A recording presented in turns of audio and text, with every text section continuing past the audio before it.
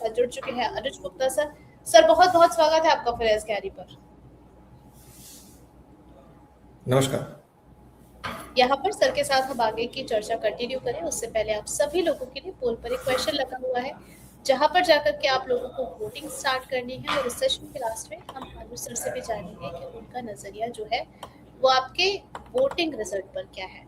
अब जरा यहाँ पर सवाल देख लीजिए आप लोग, और साथ साथ ऑप्शन भी देख लीजिए। सवाल है कि अभी कमोडिटी मार्केट में बेहतर मौका आप किस में देख रहे हैं, गोल्ड, सिल्वर, क्रूड ऑयल या फिर नेचुरल गैस। यहाँ पर जाकर के आप लोग अपनी वोटिंग कंटिन्यू कर सकते हैं।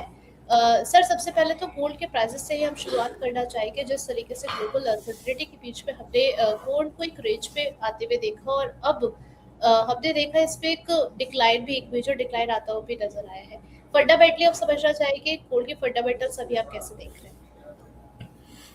देखिए, कहीं ना कहीं हमने देखा कि जियोपॉलिटिकल टेंशन की वजह से कहीं ना कहीं गोल्ड सिल्वर के भावों में एक नरमी देखने को मिली, क्योंकि जिस तरीके से इन्फ्लेशन का फियर सेंट्रल बैंक्स को सता रहा जी है, उसकी वजह से शायद वो मॉनेटरी पॉलिसी टाइट कर सकते हैं, जिसकी वजह से हमने देखा कि गोल्ड सिल्वर के भावों में नरमी देखने को मिली। इनफैक्ट अगर आप देखेंगे तो इंटरनेशनल मार्केट में डिमांड कमज़ोर पड़ती हुई दिखाई दी है। प्लस जो कंट्रीज पे वॉर चल रही है वहाँ पर ये भी आ रहा है कि शायद वो अपना गोल्ड बेच सकते हैं अपने जी रेवेन्यू को पूरा करने के लिए, तो उसकी वजह से भी सेलिंग प्रेशर गोल्ड सिल्वर में आता हुआ दिख रहा है। तो अगर हम देखेंगे तो फिलहाल जो सेंटीमेंट बने हैं थोड़े से वीक होते हुए दिखाई दिए हैं। जो सेंटीमेंट एक महीने पहले सब पॉजिटिव थे, अब वो सारे सेंटीमेंट यहाँ पे चेंज होते हुए दिखाई दिए हैं, और हमने बड़ी गिरावट गोल्ड सिल्वर में आती हुई देखी है। जी हाँ बिल्कुल। और इसी बीच एक साइकोलॉजिकल पैटर्न जो बना हुआ था कि जब अनसर्टेनिटी आएगी तो गोल्ड और सिल्वर के प्राइसेस हमें स्पाइक होते हुए नजर आएंगे, लेकिन इससे बिल्कुल विपरीत स्थिति हमें देखने को मिली है। डोमेस्टिक मार्केट में हम देखें तो गोल्ड के प्राइसेस 1,35,000 के आसपास देखने को मिल रहे हैं। 9,000 से ज्यादा की गिरावट यहाँ देखने को मिली है। और अंतर्राष्ट्रीय बाजार की बात करें तो 4,271 के आसपास सोने की कीमतें यहाँ पर देखने को मिल रही है। सर अब ये हमें समझना आपसे ज़रूरी है कि क्या जिस तरीके से हमें फॉल आता हुआ नज़र आएगा अंतर्राष्ट्रीय बाजार की, अगर हम बात करें तो $4,000 के आसपास क्या कीमतें हमें आती हुई दिख रही है? देखिए, बिल्कुल जिस तरीके का सेंटीमेंट बना है, और आपने बिल्कुल ठीक कहा कि जो पैटर्न था कि भाई वॉर के टाइम पे, जियोपॉलिटिकल टेंशन के टाइम पे एक सेवेबल डिमांड देखने को मिल सकती है, वो इस बार नहीं देखने को मिल रही है। क्योंकि इस बार क्या हुआ है कि जो क्रूड के प्राइसेस है वो बहुत इंक्रीज हो गए हैं, जिसकी वजह से एक इन्फ्लेशन का फियर पूरी ग्लोबल इकोनॉमी में आता हुआ दिखाई दे रहा है, जिसकी वजह से सभी सेंट्रल बैंक्स ने अपनी मॉनेटरी पॉलिसी को टाइट करने की बात करी है। तो हम देख रहे हैं कि इस बार बिल्कुल विपरीत इम्पैक्ट होता हुआ दिखाई दिया है, जिसकी वजह से हम गिरावट देख रहे हैं। हमें लगता है कि जिस तरीके के सेलिंग प्रेशर गोल्ड में देखने को मिल रहा है, और अगर हम देखें तो उसने $4400 का लेवल भी ब्रेक कर दिया है, जो जी 29 जनवरी को बनाया था। तो अब वो एक सपोर्ट ब्रेक हुआ है, तो लग रहा है कि अब नेक्स्ट सपोर्ट करीबन 4200 और 4000 तक के लेवल पे दिखा सकता है। तो अगर आप देखेंगे तो फिलहाल अभी जो मार्केट में करेक्शन आ रहा है, ये आगे भी लग रहा है कि कुछ कंटिन्यू हो सकता है, और शॉर्ट टर्म में लग रहा है कि 4200 से लेकर $4000 तक के लेवल भी देखने को मिल सकते हैं। शॉर्ट टर्म में 4,000 और 4,200 तक के लेवल्स यहाँ पर हमें गोल्ड के अंदर देखने को मिल सकते हैं। सर आपने ये भी बोला कि सेंट्रल डिमांड जिस तरीके से हमें वहाँ पर भी एक पैटर्न चेंज होता हुआ नजर आ रहा है, और जिस तरीके से हम एक्सपेक्ट किया जा रहा था कि इंटरेस्ट रेट को लेकर के जो एक्सपेक्टेशन लग रही थी उसका इम्पैक्ट हम आगे आने वाले सिनेरियोज पर किस तरीके से देख रहे हैं? देखिए, इंटरेस्ट रेट अगर बढ़ेंगे, देखिए अब सेंट्रल बैंक्स को इन्फ्लेशन का फियर है, तो हो सकता है कि वो अब यहाँ पे जो टाइटनिंग करेंगे तो उसमें इंटरेस्ट रेट बढ़ा सकते हैं, जिससे कि इन्फ्लेशन को कंट्रोल करेंगे। वो तो इन्फ्लेशन को कंट्रोल करेंगे तो कहीं ना कहीं इंटरेस्ट रेट अगर बढ़ेगा तो वो कहीं ना कहीं गोल्ड सिल्वर के लिए नेगेटिव होगा, क्योंकि ऐसे में डॉलर की वैल्यू इंक्रीज होती हुई दिखाई देगी।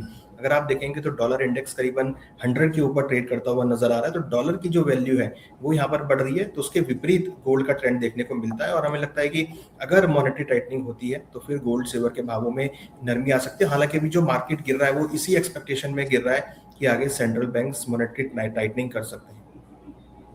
ओके सर, सिल्वर के प्राइसेस में भी हम समझना चाहेंगे कि अपने हाई से देखें तो एक भारी गिरावट हमें इसमें देखने को मिली है। सिल्वर ऑलमोस्ट 2 लाख के आसपास पहुंच चुका है, और अंतर्राष्ट्रीय बाजार की बात करें तो $64 के आसपास यहाँ पर जो है अभी कीमतें देखने को मिल रही है। अब यहाँ पर भी आप समझना चाहेंगे सर, क्या 2 लाख से नीचे भी कीमतें आएगी या फिर 2 लाख के आसपास जो है वो गिरावट बरकरार रहेगी? देखिए, वैसे आज अगर हम देखें तो ऑलमोस्ट 12% की गिरावट हमने सिल्वर में आती हुई देखी, और सिल्वर ने 2 लाख के नीचे का लेवल करीबन 1,99,700 के आसपास का लो टेस्ट किया है, तो ऑलरेडी 2 लाख के लेवल को ब्रीच कर चुका है, बट लग रहा है कि अभी और कुछ गिरावट यहाँ पे आ सकती है और लग रहा है कि 58 से लेकर $55 तक के लेवल देखने को मिल सकते हैं, क्योंकि देखिए जिस तरीके के पैटर्न बने हैं, वीक पैटर्न बने हैं और इंडस्ट्रियल मेटल में सबसे बड़ी गिरावट देखने को मिल रही है, तो उसका इम्पैक्ट लग रहा है कि भावों में आ सकता है और भावों में यहाँ पर अगेन आपको गिरावट भी देखने को मिल सकती है। तो अभी जो ट्रेंड बन रहा है या अभी जो पैटर्न बन रहे हैं वो अभी दिखा रहे हैं कि सिल्वर में वीकनेस और आ सकती है।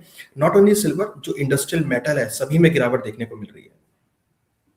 जी हाँ, बिल्कुल हमने मेटल्स में भी जो है एक अच्छा करेक्शन आते हुए देखा है और इंडस्ट्रियल डिमांड पर की वजह से सिल्वर पे भी कई गुना ज़्यादा प्रेशर हमें देखने को मिला था। अब ऐसे में सर समझना चाहेंगे हम कि ट्रेडिंग स्ट्रैटेजी क्या होनी चाहिए प्रीशियस मेटल्स में?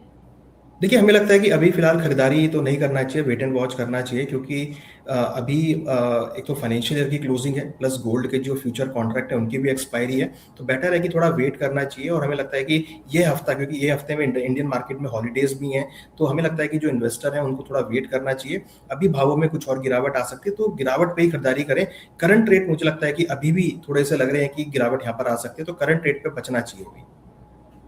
करंट रेट पे बचना चाहिए। सर इस वक्त हम देख रहे हैं कि भारी गिरावट जो है वो सिल्वर पे है। ऐसे में सिल्वर जो है क्या ट्रेडिंग के लिए ज़्यादा रिस्की है as compare to silver? Yes. देखिए, बिल्कुल सिल्वर अभी जो है रिस्कियर लग रही है, क्योंकि जो वॉलेटिलिटी अगर आप देखेंगे एक दिन में करीबन 10-10% की वॉलेटिलिटी, 20-20 हज़ार रुपए की वॉलेटिलिटी है, तो मुझे लगता है कि वो रिटेल के लिए ठीक नहीं है। एक बार मार्केट को स्टेबल होने दिया जाए, थोड़ा कम वॉलेटाइल हो जाए, तो ट्रेड कर सकते हैं। फिलहाल मुझे लगता है कि थोड़ा वेट एंड वॉच की ही पॉलिसी यहाँ पे रखनी चाहिए। ओके। और सर लॉन्ग टर्म इन्वेस्टर के लिए भी यही अप्रोच होनी चाहिए या फिर अभी अगर हम एसआईपी के ज़रिए अगर पैसा लगाना चाहें तो उस स्ट्रैटेजी में भी थोड़ा-सा वेट करें? देखिए, बिल्कुल जिनको लॉन्ग टर्म इन्वेस्टमेंट करना है उनके लिए तो अच्छा मौका है कि भाव नीचे आ रहे हैं, वो यहाँ पर एवरेजिंग के लिए बाय कर सकते हैं। ईटीएफ में अगर ले रहे हैं तो बाय करके चल सकते हैं, एसआईपी के थ्रू ले रहे हैं तो बाय कर सकते हैं। तो ये भाव नीचे आए हैं और इसका एसआईपी का मेन उद्देश्य यही होता है कि जो भी गिरावट आती है उस पे आप ऐड ऑन कर सकें। तो ये गिरावट आई है, सिल्वर अपने भाव से करीबन 50% ऑलमोस्ट करेक्ट हो चुका, मोर देन 50% करेक्ट हो चुका है। तो ये मौका है, जिन्होंने रैली मिस करी है उनके लिए मौका है कि जो यहाँ पर अपनी पोजीशंस में ऐड कर सकते हैं। चलिए, तो आप इस तरीके की स्ट्रैटेजी के ज़रिए अपना पैसा लगाने के बारे में सोच सकते हैं। फिलहाल के लिए वेट एंड वॉच की स्ट्रैटेजी अपनाने की आपको सलाह दी गई है। यहाँ पर सर कुछ सवाल आए हैं, जानना चाह रहे हैं कि क्या स्ट्रैटेजी फॉलो की जाए। अरित जी है, कह रहे हैं कि सर मैंने सिल्वर ईटीएफ 265 में 50 के लिया है।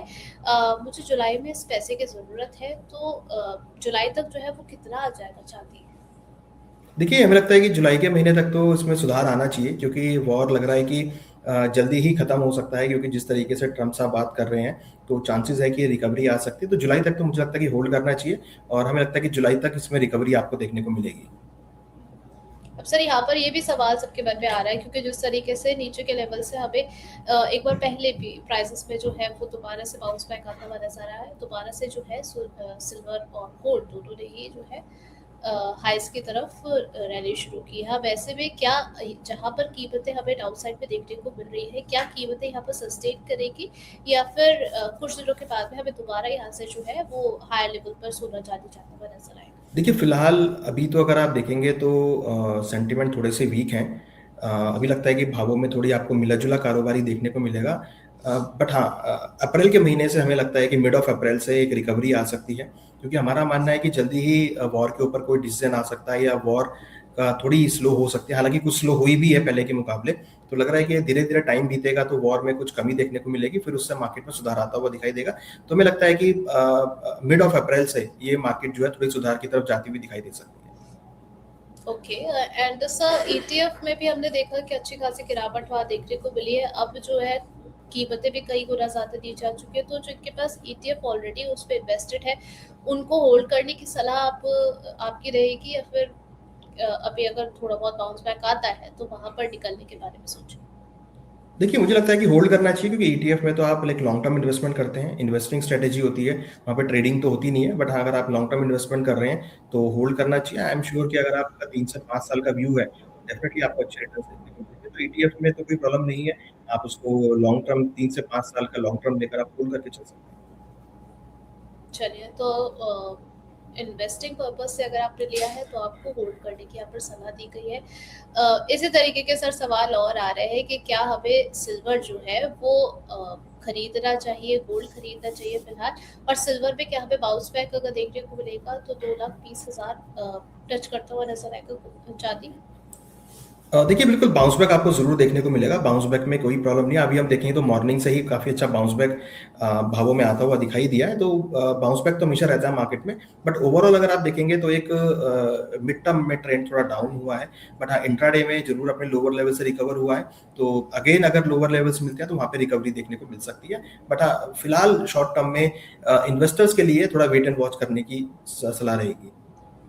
चलिए, तो थोड़े से कम अवधि के बारे में अगर आप अपना नज़रिया लेकर के चल रहे हैं तो वेट करके चलिए। अब सर हम ये भी समझना चाहेंगे कि क्रूड ऑयल पर आपका क्या नज़रिया है? इसमें भी कई गुना ज़्यादा वॉलेटिलिटी हमने देखी है। आप क्रूड के प्राइसेस को कहाँ पर देख रहे हैं? देखिए क्रूड में स्ट्रेट ऑफ हॉर्मुज का काफ़ी बड़ा रोल रहा है। वहाँ पे धीरे-धीरे शिपमेंट्स जो हैं आती हुई दिखाई दी हैं। हमने बड़ी गिरावट भी क्रूड में हायर लेवल से आती हुई देखी है। हमें लगता है कि अभी क्रूड के भावों में फ़िलहाल जो सेंटीमेंट है थोड़े से साइडवेज़ हुए हैं। बहुत ज़्यादा वॉलेटिलिटी यहाँ पे इंक्रीज़ हो गई है। फ़िलहाल लग रहा है कि क्रूड की सप्लाई यहाँ पर कुछ बढ़ सकती हैं, तो जी। थोड़ा नरमी के साथ ट्रेड रहेगा। हमें लगता है कि जो प्राइसेज़ है वो 8,500 से लेकर 9,500 के बीच मूव कर सकते हैं और हायर लेवल पे आपको बिकवाली देखने को मिल सकती है। हाई लेवल पे बिकवाली देखने को मिल सकती है। सर लॉन्ग लॉन्ग टर्म का अगर हम नज़रिया लेके चल रहे हैं क्रूड के अंदर, तो किस तरीके से डिसाइड करें कि एंट्री लेवल्स क्या होने चाहिए और किस तरीके की ट्रेडिंग स्ट्रैटेजी यहाँ पे फॉलो करके चलें फिलहाल? देखिए, अभी लॉन्ग टर्म के लिए मुझे लगता है कि थोड़ा वेट करना चाहिए, क्योंकि लॉन्ग टर्म के हिसाब से अभी क्रूड में स्ट्रैटेजी ना बनाए तो बेहतर है, क्योंकि मार्केट जो है रोज़ अपने स्टेटमेंट के ऊपर चल रहा है, क्या एक्टिविटी हो रही है वॉर को लेके। तो अभी जो मार्केट है वो तो टोटली वॉर के ऊपर डिपेंड है। वॉर खत्म होगी तब उसके बाद लॉन्ग टर्म की स्ट्रैटेजी बना सकते हैं। फिलहाल अभी तो हमें लगता है कि बहुत शॉर्ट टर्म स्ट्रैटेजी रखनी चाहिए, प्रिसाइज़ली स्ट्रैटेजी रखनी चाहिए विद स्टॉप लॉसेस के साथ में। ओके, और सर कतर की तरफ से भी जिस तरीके से हमने एनर्जी सप्लाई चेन का डिस्ट्रप्शन होता हुआ देखा, आप नेचुरल गैस को किस तरीके से देख रहे हैं? क्योंकि एक लंबे समय से ये भी कंसोलिडेशन पे चल रहा है। देखिए बिल्कुल नेचुरल गैस भी अगर आप देखेंगे तो डिमांड सीज़न तो नहीं है ये, केवल वॉर की वजह से प्राइस इंक्रीज़ हुए थे। तो अगर ये वॉर खत्म होता है तो भावों में हम दोबारा गिरावट आती हुई देखेंगे। तो नेचुरल गैस तो हमें लगता है कि जो भी उछाल मिलता है वहाँ आपको बिकवाली देखने को मिल सकती है। डिमांड नहीं है, केवल वॉर की वजह से है, तो वॉर जैसे ही खत्म होगा तो उसका प्रीमियम भी कम होता हुआ दिखाई देगा।